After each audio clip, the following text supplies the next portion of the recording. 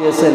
এই যে রমজান মাস আপনি আমি পেলাম, এই রমজান মাসে কিন্তু আপনি আমি যেই পরিমাণে সতর্কতার সাথে ইবাদত করেছি, বাকি 11টা মাস কিন্তু আমরা এই সতর্কতার সাথে ইবাদত করি না, নামাজও পড়ি না। 11 মাসে কোনো হুজুরের কাছে প্রশ্ন আসে না যে হুজুর অমুক নামাজটা কিভাবে করব, বা অমুক নফলটা কিভাবে করব, ফরজটা কিভাবে করব, আমি নফল রোজাগুলো রাখতেছি ওটা কিভাবে করব, এটা কিভাবে করব, বা কোনটা কিভাবে করব, এরকম প্রশ্ন কিন্তু আমাদের কাছে আসে না। কেন? যে রমজান মাস গুরুত্বপূর্ণ একটি মাস, এই মাসের প্রতি আপনি আমি এত গুরুত্ব দিয়েছি। আর এই গুরুত্বটা দেওয়ার পিছনে হলো যে আল্লাহ নিজে স্বয়ং বলে দিয়েছেন যে রমজানুল মুবারক এমন একটি মহান মাস তোমাদেরকে দিলাম যে এই মাসে তোমরা অধিক পরিমাণে আমি আল্লাহ তাআলার নৈকট্য অর্জন করার জন্য একটা সুযোগ, একটি মাস আমি তোমাদেরকে করে দিলাম। এ মাসেই তোমাদের জীবনের সমস্ত গুণাগুলিকে তোমরা মাফ করাইতে পারবা, এবং এ মাসেই তুমি তোমার নসিব থেকে জান্নাতকে লেখাইতে পারবা, জাহান্নামকে কাটাইতে পারবা। এরকম একটা গুরুত্বপূর্ণ মাস দিয়েছেন, যার ফলে এই মাসটার প্রত্যেকটা সময়, প্রত্যেকটা সেকেন্ড, প্রত্যেকটা ঘন্টা, প্রত্যেকটা দিন, প্রত্যেকটা রাত আপনি আমি হিসাব করি। আল্লাহ সেটাই বলেন যে তুমি রমজান মাসটাকে যেভাবে আঁকড়ায় ধরেছ, ঠিক তেমনি ভাবে বাকি 11টা মাসও ইবাদতের দিকে আঁকড়ায় দেবে। আল্লাহ আরো বলেন মা আতাকুমুর রাসূল ফাখুযু ওয়া মা নাহাকুম আনহু ফান্তাহু। আল্লাহ বলেন মা আতাকুমুর রাসূল ফাখুযু, রাসূলকে আমি যাহা দিয়েছি, রাসূল যাহা নিয়ে এসেছেন, ফাখুযু তোমরা তা আঁকড়ে ধরো, ওয়া মা নাহাকুম আনহু ফান্তাহু, রাসূল যে সকল জিনিস থেকে বিরত থাকার কথা বলেছেন, নিষেধ করেছেন, সেগুলো থেকে তোমরা নিষেধ থাকো, সেগুলো থেকে তোমরা বিরত থাকো। কারণ রাসূল যেগুলো ধরতে বলেছেন সেগুলোকে ধরো, আর রাসূল যেগুলোকে ছাড়তে বলেছেন সেগুলো তোমরা ছেড়ে দাও। এটার নামই হলো ইসলাম। রাসূলের আদর্শ মানে আমি রাসূল যেগুলো আমাকে ধরতে বলেছে সেগুলোকে আমি কোরআন সুন্নাহ অনুযায়ী ধরবো, আর যেগুলো রাসূল ছাড়তে বলেছেন সেগুলো কোরআন সুন্নাহ অনুযায়ী ছেড়ে দিব। এটার নামই হলো ইসলাম। ইসলামের অত ব্যাখ্যা আমার প্রয়োজন নাই, অত ব্যাখ্যা আমাদের জানারও দরকার নাই। এক কথাই আমরা বুঝে নিই যে একটা বই আছে না যে ছোট ছোট বাচ্চারা পড়ে 1-এর ভিতরে 10, মানে 1-এর ভিতরে 10, ওর সব ওখানে দেওয়া আছে। ওই বাচ্চার মেমোরিতে যতটুকু দরকার সেখানে তার ততটুকু দেওয়া আছে। তো আমরা এটুকুই শুধু এই আয়াতে কারিমাত থেকে একটা শিক্ষা নিই যে মা আতাকুমুর রাসূল ফাখুযু ওয়া মা নাহাকুম আনহু ফান্তাহু। রাসূল বলতেছেন আমি যাহা নিয়ে এসেছি, যেগুলো ধরার কথা বলতেছে সেগুলোকে তোমরা আঁকড়ে ধরো, ওয়া মা নাহাকুম আনহু ফান্তাহু, যেগুলো আমি ছাড়ার কথা বলতেছি, বিরত থাকার কথা বলতেছি, সেগুলো থেকে তোমরা বিরত থাকো। যদি দুই কথা মেনে নেই, গোটা ইসলামকে মেনে নেওয়া হয়। এই দুই কথার ভিতরে গোটা ইসলাম, আপনার আমার জীবন সব সাজানো আছে। এই দুই কথাকে যদি মেনে নিই, তো তাকওয়া অর্জন আপনি আমি কি পরিমাণ করেছি এটা আপনি আমি বুঝতে পারি যে আমি কতটুকু রমজান মাস পেয়ে তাকওয়া অর্জন করলাম, আমি রমজান মাস পেয়ে কতটুকু আমি আল্লাহ তাআলার নৈকট্য অর্জন করতে পারলাম। এটা আপনি আমি নিজেই হিসাব করলে নিজেই বুঝতে পারবো যে রমজান মাসটা পেয়ে আমি কতটুকু আল্লাহর দিকে মুতাওয়াজ্জহ হয়ে আমি ইবাদত উপাসনা করেছি। আপনার খবর আপনি বলতে পারবেন, আমার খবর আমি বলতে পারবো, আমি আরেকজনের খবর বলতে পারবো না, আপনি আমার খবর বলতে পারবেন না। তো রমজান মাস, এই মাসটা পেয়ে সাহাবা কিরামরা এতই তারা আনন্দিত হতেন যে রমজান মাস পেলে যেমন নাকি মানুষ গরুর বাজারে গেলে গরু কেনার জন্য সে অনেকগুলো গরু যাচাই বাছাই করে যে এই গরুটাকে কিনতে হবে, এটাকে কিন্তু বিভিন্ন গরু ঘুরে ঘুরে দেখতেছে কোনটা সবচেয়ে ভালো, কারণ তার পকেটে টাকা আছে নগদ, সে এখন ভালো জিনিসটা কেনার জন্য পাগল হয়ে যায়, বিভিন্ন দিকে তালাশ করতেছে। তো সাহাবা কিরামদের অবস্থা হালত এমন ছিল, যখন রমজান মাস চলে আসতেন তখন তারা ভাবতেন যে কথাই রাসূলের হাদিস কিভাবে পাওয়া যায়, কিভাবে আমল করলে দ্রুত জান্নাতটাকে অর্জন করা যাবে এবং আল্লাহর তাকওয়া অর্জন করা যাবে। তারা এত পরিমাণে মাতাওয়ারা হয়েছিল যে রমজান মাস পেয়ে কিভাবে জান্নাত অর্জন করা যায়, সেভাবে কিন্তু আপনাকে আমাকে হওয়া লাগবে। উমরের মতো ব্যক্তি যদি জান্নাতের জন্য পাগল হয়ে যায়, তাকওয়া অর্জন করার জন্য পাগল হয়ে যায়, উমরের মতো ব্যক্তি যদি তালাশ করে, তা আপনার আমার তার বেশি তালাশ করা দরকার নাকি? উমর সাহাবী, ওনার জন্য জান্নাত ওয়াজিব হয়ে গেছে, জান্নাতের সার্টিফিকেট পেয়েছে, অথচ সেই সাহাবী জান্নাতের জন্য তাকওয়া অর্জনের জন্য পাগল পাড়া হয়ে গেছে। খলিফাতুল মুসলিমিন ওমর রাদিয়াল্লাহু তাআলা আনহু ঈদের দিন ঈদের দিন ওমর রাদিয়াল্লাহু তাআলা ঘরের ভিতরে ঢুকে সমস্ত দরজাগুলো বন্ধ করে দেয়, জানালাগুলো বন্ধ করে দেয়। ওমর রাদিয়াল্লাহু তাআলা ঘরের ভিতরে ঢুকে দরজা জানালা সব বন্ধ করে হাউমাউ করে কাঁদতেছে, ফুপাই ফুপাই কাঁদতেছে। হঠাৎ আবু হুরায়রা রাদিয়াল্লাহু তাআলা দেখতেছেন, কি ব্যাপার, খলিফাতুল মুসলিমিনের ঘরের মধ্যে কান্নার আওয়াজ। আজকে তো ঈদের দিন, আনন্দের দিন, অথচ এই দিনে উমরের ঘরে আনন্দ নাই, উমরের ঘরের ভিতরে এত কেন কান্নার আওয়াজ? আবু হুরায়রা রাদিয়াল্লাহু তাআলা আনহু এক পা দুপা করে হেঁটে হেঁটে যখন ঘরের সামনে যায়, উমরকে ডাক দে বলে, উমর ভাই, কি ব্যাপার, আনন্দের দিন, খুশির দিন, অথচ আজকে তোমার ঘরের ভিতরে কান্নার কেন আওয়াজ? খলিফাতুল মুসলিমিন ওমর রাদিয়াল্লাহু তাআলা আনহু বলতেছেন, ও ভাই, আনন্দ তো ওই ব্যক্তিটা করবে, খুশি তো ওই ব্যক্তিটা করবে যে রমজান মাস পাইল, রমজান মাস পাওয়ার পরে পুরা 30টা রোজাকে সঠিকভাবে রেখেছে, ওই লোকটার মুখে তো একমাত্র আনন্দ আসবে। যে রমজান মাস পেয়েছে, পুরা 30টা তারাবি ইফতারগুলো সাহারিগুলো সুন্দর করে করেছে, আনন্দ তো ওই লোকটা করবে যার রমজান মাসের রোজাগুলো কবুল হয়ে গিয়েছে। আনন্দ ওই লোকটা করবে যার রমজানের সাহারি তারাবি ইফতারগুলো কবুল হয়ে গিয়েছে। আনন্দ ওই লোকটা করবে যার রমজান মাসের প্রত্যেকটা দান সদকাগুলো আল্লাহর কাছে কবুল হয়ে গিয়েছে। তো খলিফাতুল মুসলিমিন, আপনি তো জান্নাতের সার্টিফিকেট পেয়েছেন, আপনার জন্য তো জান্নাত ওয়াজিব হয়েছে, সার্টিফিকেট তো দুনিয়াতে থাকা অবস্থায় দিয়ে দিয়েছে, এত কেন কান্নার আওয়াজ? তোমার এক কথাই বলতেছে, হুরাইরা, এ হুরাইরা, আমার কান্নার আওয়াজ হয়, আমি রমজানের রোজাগুলো রাখলাম, তারাবিগুলো করলাম, ইফতারগুলো করলাম, সাহারিগুলো করলাম, দান সদকা করলাম, বাইতুল্লাহর মধ্যে হজ আদায় করলাম, উমরা আদায় করলাম, আমার বড় পেরেশানি হয়, আল্লাহ আমার এই ইবাদতগুলোকে কবুল করেছে কিনা। যদি আমার এই ইবাদতগুলো কবুল মঞ্জুর না হয়, হাসরের ময়দানে যদি আমাকে বলা হয়, এই খলিফাতুল মুসলিমিন, তোমাকে দুনিয়ার জমিনে পাঠাইলাম, শেষ বয়সে ইসলাম ধর্ম গ্রহণ করলা, তুমি তাওবা করলা, তোমার জীবনের সমস্ত গুনাহগুলি ক্ষমা করে দিলাম, যতদিন ইসলাম তুমি মানছো, আমার জন্য কি নিয়ে আসছো একটু দেখাও। আমি যদি আল্লাহর আদালতের সামনে হাসরের ময়দানে যদি সমস্ত নামাজগুলো পেশ করে, আমার তারাবিগুলো পেশ করি, আমার রমজানের দান সদকাগুলো সবগুলোই যদি আমি হাজির করি, আর যদি বলে, আল্লাহ, আমি আপনার জন্য রোজা নিয়ে এসেছি, আপনার জন্য হজ নিয়ে এসেছি, আপনার জন্য দান সদকাগুলো নিয়ে এসেছি, যাবতীয় ইবাদতগুলো যদি হাজির করি, আর আল্লাহ যদি আমাকে বলে, এই খলিফাতুল মুসলিমিন যাহা করেছো এগুলো আমার একটাও পছন্দ হয় নাই, অতএব যেহেতু তোমার ইবাদতগুলো আমার পছন্দ হয় নাই, সেগুলো আমার কাছে কবুল হয় না, তখন আমি খলিফাতুল মুসলিমিন কি করব? যদি আল্লাহ বলে পছন্দ হয় নাই, তখন আমার হাতে জান্নাতের সার্টিফিকেট দেওয়া হয়েছে, আর ইবাদতগুলো যদি আমার পছন্দ না হয়, তাহলে তো আল্লাহর কাছে কবুল হবে না, আর কবুল যদি না হয়, আমি জান্নাতের মেহমান কোনোভাবেই হতে পারবো না। খলিফাতুল মুসলিমিন আবু বকর উমর রাদিয়াল্লাহু তাআলা আনহুর মতো সাহাবী জান্নাতের সার্টিফিকেট পেয়ে তারপরেও পেরেশানি যে আমি জান্নাত পাবো কিনা, আল্লাহ আমাকে জান্নাত দিবে কিনা, আমি ইবাদত করলাম, এই ইবাদতগুলো কবুল হয়েছে কিনা, এগুলো তাও তিনি পেরেশানি করেন, তাও তিনি চিন্তা করেন। অথচ আপনার আবার খলিফাতুল মুসলিমিন তো দূরের কথা, রাসূলের যুগের যদি একজন তাবি যদি থাকতো, বা মাযহাব যুগের যদি একজন তাবিঈন থাকতো, তাদের মতো কিন্তু আপনার আমার অবস্থা নাই। আপনাকে আমাকে সেই জান্নাত ফলো করার জন্য কি পরিমাণ চিন্তা ফিকির করতে হবে, অথচ সে ব্যাপারে আপনি আমি বেখবর হয়ে আছি। শুধু আপনার আমার মাথায় শুধু দুনিয়া খেলে, দুনিয়া খেলে, দুনিয়া খেলে। দুনিয়াকে কিভাবে ধরা যায়? আল্লাহ দুনিয়ার ব্যাপারে বলে, দুনিয়াটা একটা ধোকার জায়গা। ওয়ামাল হায়াতিদ দুনিয়া ইল্লা মাতাউল গুরুর।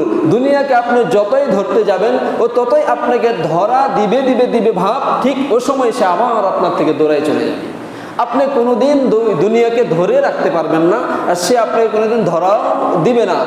ঠিক আপনি চলে আসছেন যে এখন ধরবেন, এখন আপনি সাকসেস হয়ে যাবেন, ঠিক ওই সময় দুনিয়া আপনার থেকে দৌড়ায় চলে যাচ্ছে।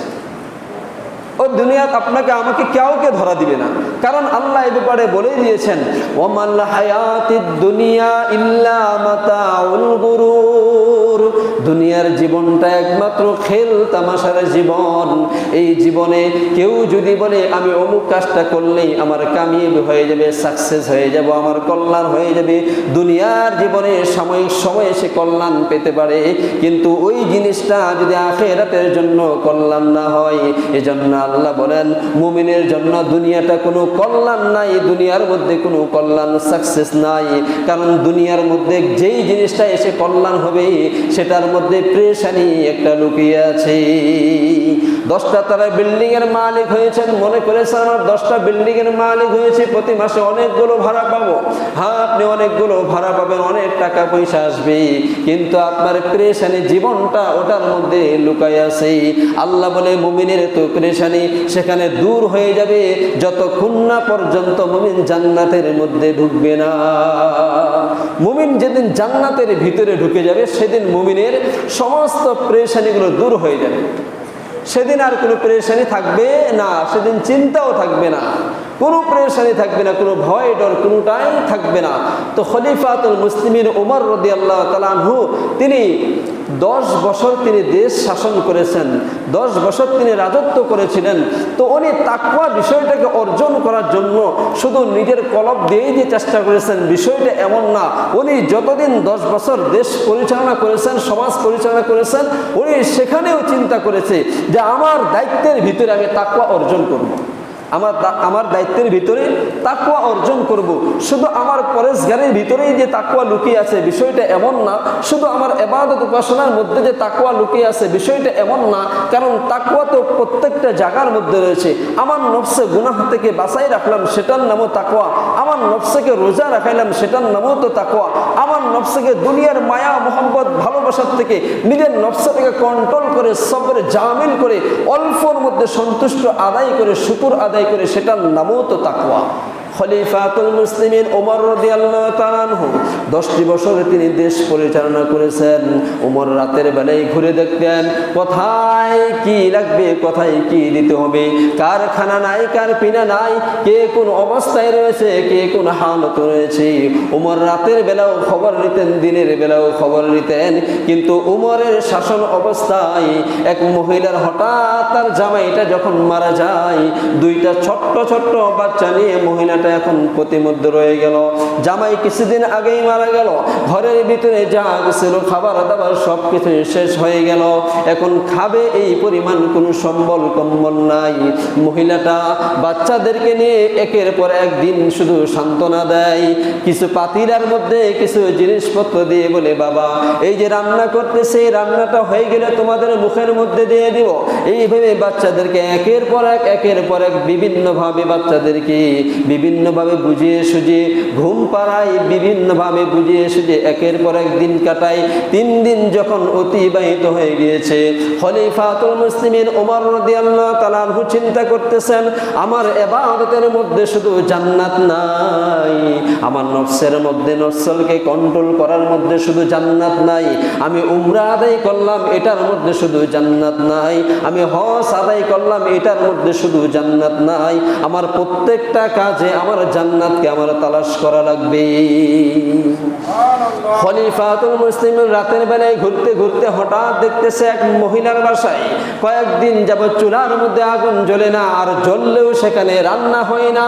খলিফাতুল মুসলিমিন 1 পা 2 পা করে হেঁটে হেঁটে মহিলাটাকে বলতেছে মা আপনি কি রান্না করতেছেন? বলতেছেন বাবারে কয়েকদিন আগে আমার জামাই মারা গিয়েছে, আমার বাচ্চাগুলোকে রান্না বান্না করে খাওয়ার মতো কোনো কিছু নাই, আমি কোনো গতিকে বাচ্চাদেরকে সান্ত্বনা দিয়ে একের পর এক দিন কাটাই, কোনো নাই যে আমি তাদের মুখের মধ্যে দিব। খলিফাতুল মুসলিমিন মাথায় হাত দিয়ে বলতেছে আহারে আমি কেমন শাসক হইলাম, কেমন আমি দেশ পরিচালনা করতেছি, কেমন সমাজ আমি পরিচালনা করতেছি। এই মহিলা যদি কিয়ামতে আমার বিরুদ্ধে আল্লাহর আদালতে যদি মামলা দায়ের করে, আমি খলিফাতুল মুসলিমিন কোনোভাবেই জান্নাত যাইতে পারবো না। খলিফাতুল মুসলিমিন মুসলিমিন মহিলাকে বলতেছে, মা আপনি কি রান্না করতেছেন? বলতেছেন, কয়েকটা পাথরের টুকরা পাতিলার মধ্যে দিয়েছি, ওটা কয়েকদিন যাবৎ শুরু গরম করি আর বাচ্চাদেরকে কোনোভাবে সান্ত্বনা দিয়ে দিনগুলো আমি কাটাই। খলিফাতুল মুসলিমিন এই অবস্থা দেখে তিনি বাইতুল মালে ছুটে গেলেন। বাইতুল মাল থেকে আটার বস্তা মাথায় যখন নেয়, আসলাম বলতেছি, হুজুর এই আটার বস্তা আপনি আমার মাথায় দেন, কারণ বাইতুল মালের খাদেম হলাম আমি আর আপনি হলেন বাইতুল মালের মালিক। যতদিন আপনার হাতে সময় রয়েছে ততদিন আপনি বাইতুল মালের মালিক, আর এই বাইতুল মালের খাদেম হলাম আমি, সুতরাং বোঝাটা আমার মাথায় দেন, আমি নিয়ে যাই, কোথায় নিতে হবে? খলিফাতুল মুসলিমিন বলেন, না, কারণ তোমার হিসাব কাল কিয়ামতের মাঠে তুমি দিবা, আমার হিসাব আমাকে দেওয়া লাগবে, সুতরাং আমার হিসাবের কাজ আমাকে তুমি করতে দাও।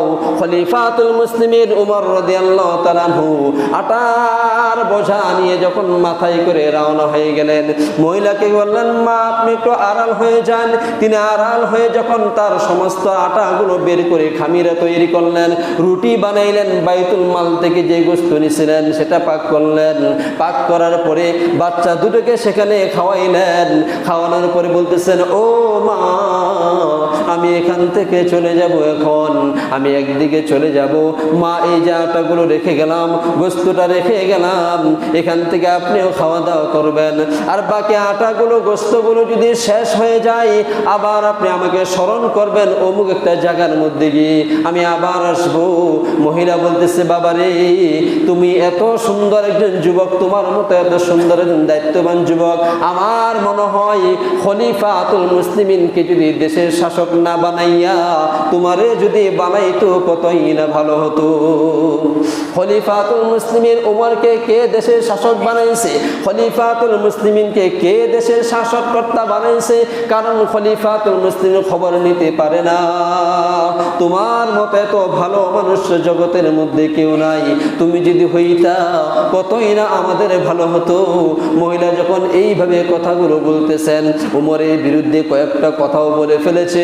এবার যখন উমর রাদিয়াল্লাহু তাআলা চলে গেছেন, যাওয়ার পরে মহিলার কয়েকদিন পরে যখন খামিরা আটা সব শেষ হয়ে গিয়েছে, হঠাৎ এক লোক এসে বলতেছে, মা ওই জায়গায় যে একটা লোক এসেছিল আপনাকে সব কিছু বানাই দিয়ে গিয়েছিল, রুটি দিয়ে গিয়েছিল, আটা দিয়ে গিয়েছিল, গোস্ত দিয়ে গিয়েছিল, এগুলো আছে নাকি শেষ হয়ে গেছে? বলে সব শেষ হয়ে গেছে।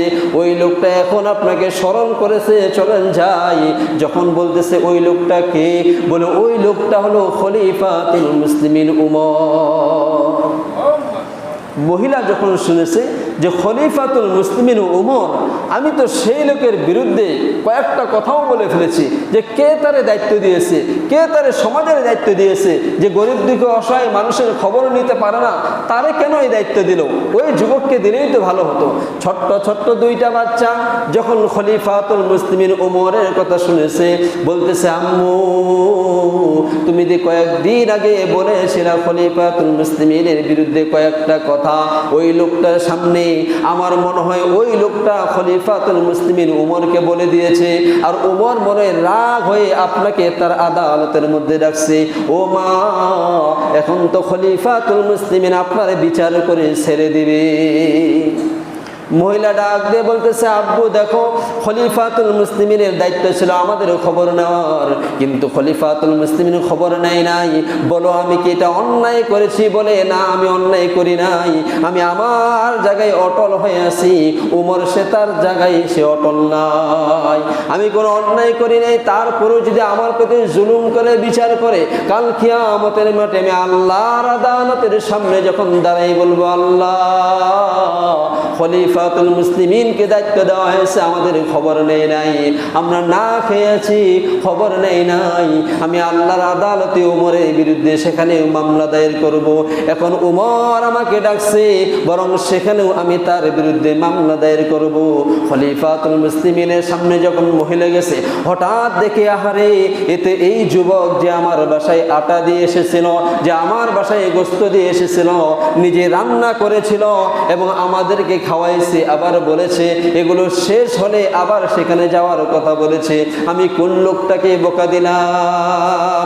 আমি কার বিরুদ্ধে কথা বললাম? খলিফাতুল মুসলিমিন তার আসনের মধ্যে বসে মহিলার দিকে তাকায় আছে, মহিলা তার দিকে তাকায় আছে।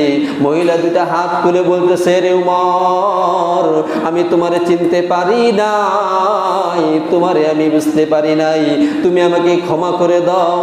অনেক কিছু তোমার সামনেই উমরের বিরুদ্ধে বলেছি, তুমি যে উমর এটা আমি জানতাম না, যদি জানতাম তাহলে এইরকম ভাষায় কথা বলতাম না।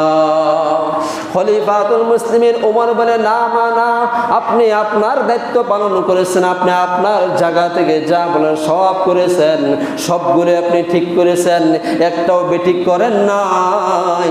আপনি না খেয়ে যদি মারা যাইতেন, আপনার দুইটা সন্তান যদি না খেয়ে মারা যাইত, আলকাল কিয়ামতের মাঠে যদি আমার বিরুদ্ধে আপনি মামলা দায়ের করতেন, তাহলে আমি উমর জাহান্নামের আসামি হয়ে যেতাম, আল্লাহ আমাকে জাহান্নামে দিয়ে দিত। ও মা, আপনি তো আমাকে জাহান্নামের আগুন থেকে বাঁচাই দিয়েছেন, আপনি তো আমাকে জাহান্নাম থেকে বাঁচাই দিয়েছেন। মা, আমি সঠিক সময় আপনার বাসায় যেতে পারি নাই, খবর নিতে পারি নাই।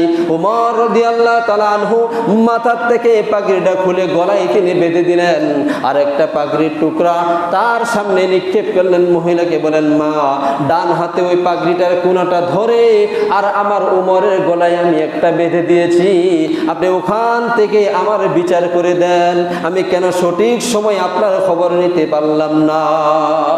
কারণ উমর চিন্তা করেছে, আমার পরেশগারির মাঝে শুধু তাকওয়া নয়, আমার পরেশগারির মাঝে শুধু জান্নাতকে আমি পাবো না, সিয়াম সাধনা পালন করে শুধু জান্নাত পাবো না, হজ আদায় করে শুধু জান্নাত পাবো না, যে দায়িত্বটা আমাকে দেওয়া হয়েছে ওটা সঠিকভাবে খবর নিয়ে সঠিকভাবে বন্টন করে সব কিছু সঠিকভাবে যাচাই করে সব কিছু মেনটেন করে, ওটার মধ্যেও আমার তাকওয়া লুকিয়ে আছে। খলিফাতুল মুসলিমিন ওমর রাদিয়াল্লাহু তাআলা বহু ইতিহাস এমন রয়েছে। এক রাত্রে উনি ঘুরতেছে গ্রামে, হঠাৎ এক পথির মধ্যে একটা পুরুষ লোক ঘরের ভিতরে যায় আবার বের হয়ে আসে, ঘরের ভিতরে যায় আবার বের হয়ে আসে। ওমর বলতেছে, কি ব্যাপার ভাই, আপনি একবার ঘরের ভিতরে ঢুকেন আবার বের হয়ে আসেন, কারণটা কি? বলে, এ ভাই, আমার স্ত্রী অনেকদিন, আমার স্ত্রী প্রেগনেন্ট ছিল, এখন বাচ্চা হওয়ার সম্ভাবনা ভাব, আমার স্ত্রী ব্যথায় থাকতে পারে না, কোনো মহিলা নাই যে আমি তার কাছে একটা মহিলা রাখবো। আমি চিন্তা করতেছি আশপাশে যদি কোনো মহিলা পাওয়া যায় তো মহিলাকে সেখানে উপস্থিত করতাম, আমি কোনো মহিলা পাই না, আমি পুরুষ মানুষ একাই কিছু করতে পারি না। খলিফাতুল মুসলিমের এক দরে বাসায় চলে গিয়েছেন, বিবিকে বলতেছে, আব্দুল্লাহর মা শোনো, আল্লাহর জান্নাত আল্লাহ সেদিকে বিক্রি করে ফেলতেছে, আর দেরি করা যাবে না, ঘরের ভিতর থেকে তেল নাও, আটা নাও, কিছু কাপড় চোপড় নাও, কিছু সাবান নাও, আল্লাহর জান্নাত ওদিকে বিক্রি হয়ে যাচ্ছে। মহিলা ডাক দিয়ে বলতেছে, আব্দুল্লাহর মা, এই আব্দুল্লাহর বাবা, তেলের মধ্যে কি আল্লাহর জান্নাত রয়েছে? সাবানের মধ্যে কি আল্লাহর জান্নাত রয়েছে? কাপড় চোপড়ের মধ্যে কি আল্লাহর জান্নাত রয়েছে? বলে, তোমাকে বলেছে এগুলো তুমি নাও, চলো, জান্নাত বিক্রি হয়ে যাচ্ছে, যদি কিনতে চাও তাহলে চলো যাও, ওই জান্নাতটা কিনে ফেলি, আর যদি না যাও তাহলে উমর আমি একাই কিনে ফেলতেছি। মহিলার সাথে সাথে সবগুলো জিনিস নিয়ে বের হয়ে চলে গেলেন, গিয়ে দেখতেছে, আহারে, একটা মহিলা ব্যথায় এমন ব্যথিত হয়ে গেছে, তার সন্তানের পা দুটা যখন বের হয়েছে বাকিগুলো বের হয় নাই। ঠিক উমরের স্ত্রী গিয়ে যখন বাচ্চাটাকে সেখানে ভূমিষ্ঠ করাইলেন, করানোর পরে সব কিছু সেখান থেকে সুন্দরভাবে রেখে যখন চলে আসতেছেন, ওই লোকটা বলে, ভাই, আপনি যদি না আসতেন আমার স্ত্রীও মারা যাইতো, আমার সন্তানও মারা যাইতো। উমর রাদিয়াল্লাহু তাআলা বলতেছেন, ভাই, আমি সাধারণ কোনো লোক না, আমি হলাম উমর, খলিফাতুল মুসলিমিন, আমার দায়িত্ব যেটা আমি সেটা করেছি, বাকিটা আপনার কাছে, আপনি সেটাকে সেরে নেন। তো খলিফাতুল মুসলিমিন উমর, ওনারা শুধু নিজের ইবাদতের মধ্যে জান্নাতকে তালাশ করেছেন বিষয়টা এমন না, ওনারা মানুষ সেবার কাজের মধ্যেও কি জান্নাত তালাশ করেছেন। একটা মানুষ অসুস্থ হয়ে আছে, তাকে সেবা দিতে হবে, তাকে যেভাবে তার সমর্থন হয়েছে সেভাবে সেবা দিয়ে জান্নাতকে তালাশ করেছেন। তো মানুষ যদি যে আল্লাহ যে বলেছেন, মা আতাকুমুর রাসূল ফাখুযু ওয়া মা নাহাকুম আনহু ফান্তাহু, রাসূল যে সমস্ত বিষয়ে ধরতে বলেছেন সেগুলো তোমরা ধরো, ওয়ামা নাহাকুম আনহু ফান্তাহু, যেগুলো ছাড়ার কথা বলেছেন সেগুলো তোমরা ছেড়ে দাও। এই যে ওমর রাদিয়াল্লাহু তাআলা কাজটা করেছে, এই আদর্শটা কার? মুহাম্মদুর রাসূলুল্লাহর আদর্শ। এই আদর্শই যদি আমি আদর্শবান হয়ে থাকি, খবর নিতে পারি, সেভাবে থাকতে পারি, তাহলে ভাই আপনার আমার ইবাদতের মধ্যেই শুধু জান্নাত না, প্রত্যেকটা কাজের মধ্যে আপনার আমার জান্নাত লুকিয়ে আছে। আপনি হয়তো ভাবতেছেন মেডিকেলের মধ্যে একটা মহিলা টাকার কারণে সে তার ডেলিভারি হচ্ছে না, টাকার কারণে সিজার হচ্ছে না, আপনার সমর্থন হয়েছে, আপনি কিছু টাকা জোগাড় করে দিলেন, সে জায়গায় তার বাচ্চারা ভূমিষ্ঠ হয়ে গেল, আপনার কয়েকটি টাকার বিনিময়ে তার উপকার হয়ে গেল। আল্লাহ বলেন, আল্লাহর রাসূল বলেন, সেটার মধ্যেও তোমার জান্নাত লুকিয়ে আছে। তো আপনার আমার জান্নাত তো মানুষ সেবার কাজে লুকিয়ে আছে। শুধু ইবাদতের মধ্যেই যে আপনার আমার জান্নাত লুকিয়ে আছে বিষয়টা এমন না, মানুষের প্রত্যেকটা কল্যাণের মধ্যে জান্নাত লুকিয়ে আছে। মানুষ একজন আরেকজনের বিপদে আপদে যাবে, সহযোগিতা করবে, সেই সহযোগিতার মধ্যে জান্নাত লুকিয়ে আছে। সেখান থেকে আপনাকে আমাকে জান্নাত তালাশ করতে হবে। অনেক আমি দেখেছি, অনেক পুলিশ ভাই দেখেছে, আমাদের সমাজের মধ্যে দেখবেন পুলিশ ভাইদের প্রতি কেমন জানে মানুষের একটু এমন থাকে যে পুলিশরা এরা মনে খুব খারাপ মানুষ, এরা মনে হয় তেমন ভালো মানুষ না, এরা মনে হয় মানুষের কাছে আসলে মনে হয় বিভিন্ন চাপায়। আসলে ভাই বিষয়টা এমন না, উনি ওনার দায়িত্ব সেখান থেকে পালন করতেছে। এখন ওনার দায়িত্ব যদি আপনার মন মতে পালন করে তাহলে তো হবে না, ওনার দায়িত্ব যেভাবে আছে সেভাবে তিনি পালন করতেছে। কারণ সরকারের নীতিমালা হুকুম একটা মানতেছে, সেখানে সরকারের হুকুমটা মানা, ওটা যদি কল্যাণের জন্য, দেশের জন্য একটা কল্যাণ কিছু হয়, তো সেটাও হলো তাকওয়া, সেখানেও জান্নাত লুকিয়ে আছে। শুধু আপনি আমি একজন আরেকজনকে দোষারোপ করে চলে যাই, কিন্তু আসলে ভাই দোষারোপ সেটা না। আপনাকে আমি প্রত্যেকটা কাজের মধ্যেই তাকওয়া অর্জন করতে হবে এবং প্রত্যেকটা কাজের মধ্যেই আপনার আমার জান্নাত লুকিয়ে আছে। এই জন্য কাউকে ছোট করে, কাউকে বড় করে তাকানোর কোনো সুযোগ নাই। রাসূলের সামনে একজন সাহাবী অন্ধ আসতেছে, ঠিক আম্মা জান আয়েশা রাদিয়াল্লাহু তাআলা বসা অবস্থায় আছেন, সাহাবী অন্ধ, চোখে দেখে না। আসার পরে বলতেছেন আম্মা জানকে, দেখো আমার এক সাহাবী আসতেছে, তুমি এখান থেকে পর্দার ভিতরে চলে যাও। আম্মা জান আয়েশা রাদিয়াল্লাহু তাআলা বলতেছেন, কি ব্যাপার হুজুর, আপনার সাহাবী তো অন্ধ, সে তো আমাকে দেখে না, তো এখানে পর্দার কি আছে? আমি তাকে দেখতেছি, সমস্যা তো নাই, আমাকে পর্দার ভিতরে কেন যেতে হবে? সে তো আমাকে দেখতে পায় না। তো আম্মা জান আয়েশাকে বলতেছেন রাসূল যে দেখো তোমাকে সে দেখতে পারে না, কিন্তু তুমি তাকে দেখতে পারতেছো, তার থেকে তোমার আড়াল হওয়াটাই পর্দা এবং সেখানেই তাকওয়া, এটার মধ্যেও তোমার জান্নাত লুকিয়ে আছে। তো আপনার আমার জান্নাত তো ভাই লুকিয়ে আছে, আপনাকে আমাকে তালাশ করতে হবে। ইয়া আইয়ুর রাসূলু বাল্লিগ মা উনজিলা ইলাইকা মির রাব্বিক, আল্লাহর পক্ষ থেকে যাহা এসেছেন রাসূলের কাছে রাসূল তাবলীগ করে পৌঁছাই দিয়েছেন, তালিম করে পৌঁছাই দিয়েছেন, ওয়াজ নসিহত করে পৌঁছাই দিয়েছেন।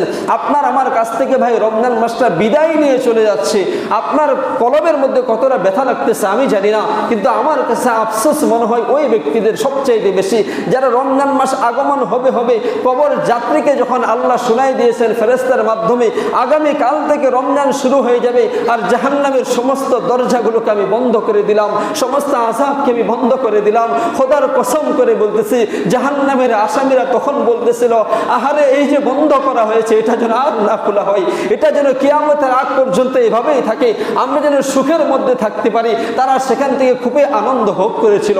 আপনার আমার কাছ থেকে যখন রমজান মাসটা চলে যায়, হয়তো বা আপনার আমার মাঝে আনন্দ আসতেছে, কিন্তু যারা ওখানে শুয়ে আছে, আপনার বাবা শুয়ে আছে, আপনার মা শুয়ে আছে, আপনার আপন জনরা শুয়ে আছে, রমজান মাস চলে যাচ্ছে ভাই, আপনি আমি ইবাদত করে তাদের রুহের মাগফিরাতের জন্য কিছু দিতে পারছে কিনা আল্লাহ ভালো জানে, এবং আপনার আমার ইবাদতের মাধ্যমে তারা মাপ পাইছে কিনা আল্লাহ ভালো জানে। রমজানের দিনটা শেষ হয়ে গেলে, ঈদের দিনটা শেষ হয়ে গেলে যদি আল্লাহ তাদেরকে না মাফ করে ভাই